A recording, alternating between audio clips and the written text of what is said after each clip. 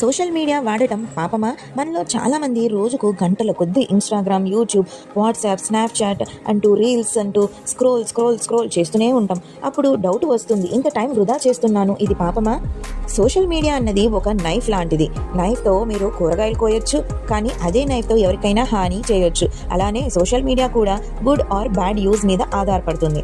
Bible ఇలా చెబుతుంది, అన్ని విషయాలు నాకు స్వాతంత్ర్యం, కానీ అన్నీ ఉపయోగకరమవవు.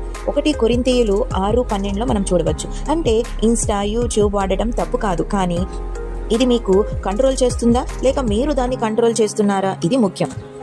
డేంజర్స్ సోషల్ మీడియా వల్ల ఏంటంటే టైం వేస్ట్, గంటల కొద్దీ స్క్రోల్ చేసి చదువు, పని, రిలేషన్షిప్స్ ఇగ్నోర్ చేయడం, కంపారిజన్ వస్తుంది, ఇతరుల ఫేక్ పర్ఫెక్ట్ లైఫ్ చూసి మన లైఫ్పై డిస్సాటిస్ఫాక్షన్ వస్తుంది, అడిక్షన్స్ అవుతాయి, రీల్స్, గేమింగ్, ఆన్లైన్ అప్రూవల్ కోసం జీవించడం, ఇవి మన స్పిరిచువల్ గ్రోత్ను బ్లాక్ చేస్తాయి.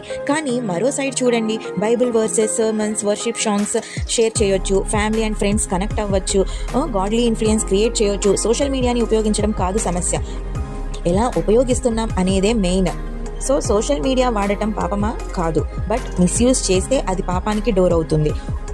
ఫోన్ మీరు కంట్రోల్ చేయాలి, ఫోన్ మిమ్మల్ని కంట్రోల్ చేయకూడదు. స్క్రోల్ చేయడమే కాదు, సోల్కి కూడా ఫీడ్ ఇవ్వండి.